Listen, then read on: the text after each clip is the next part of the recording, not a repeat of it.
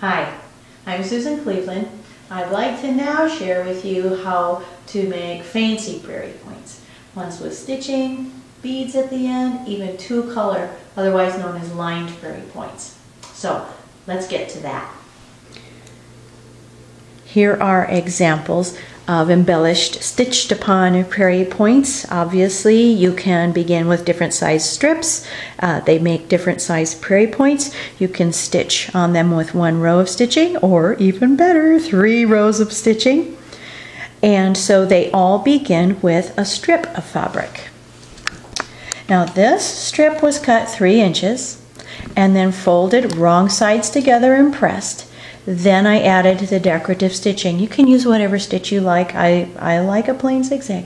Now if I'm going to do decorative stitching, I want to make sure it's going to show. So I like to use a heavy decorative thread. These are 12-weight cotton threads by the company Wonderfill. They're called spaghetti. And when you stitch with those, they really show. They make a nice bold line.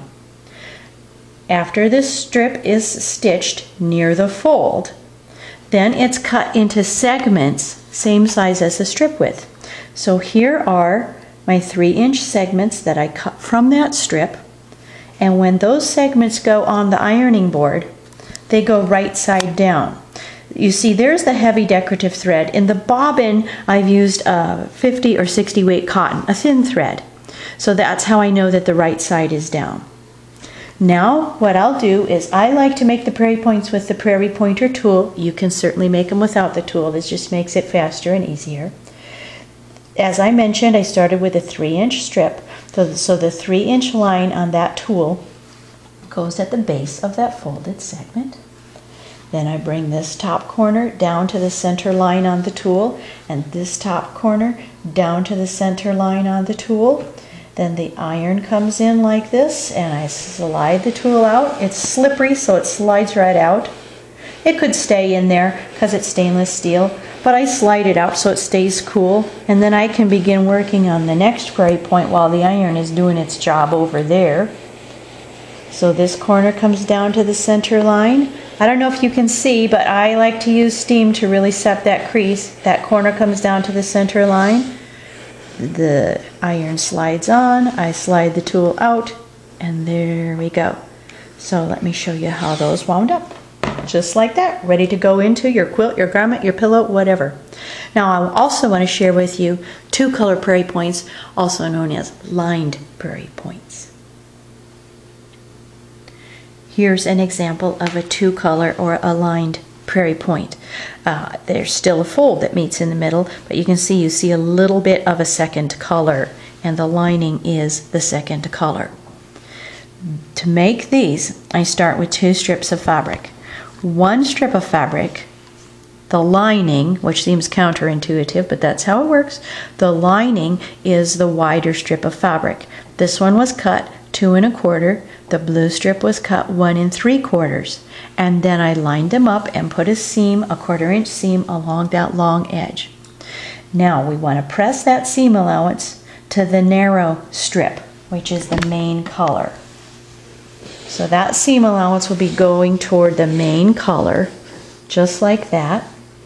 Now I want to take this whole assembly and press it wrong sides together and press that in half like this, and you'll see that you can see just a little 1/4-inch sliver of that lining fabric. And remember, it was the lining fabric that was cut wider.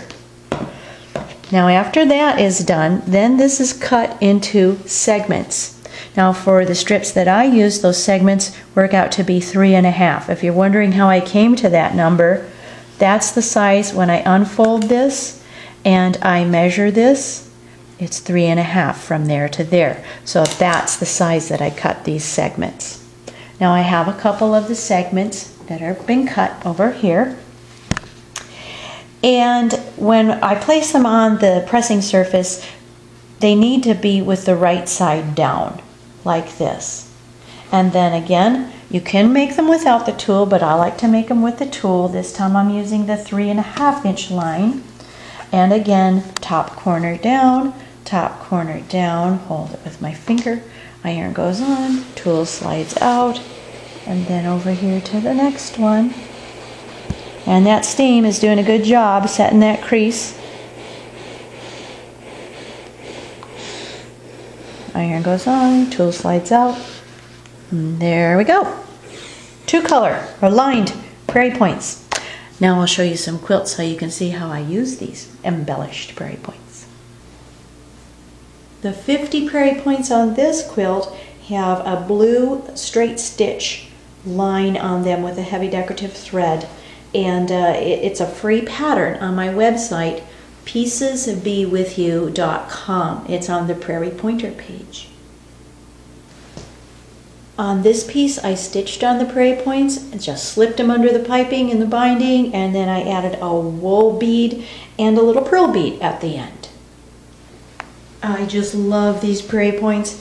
They have the dark chocolate fabric lining, and I also added stitching and then beads at the ends of them. I just think they're so cute.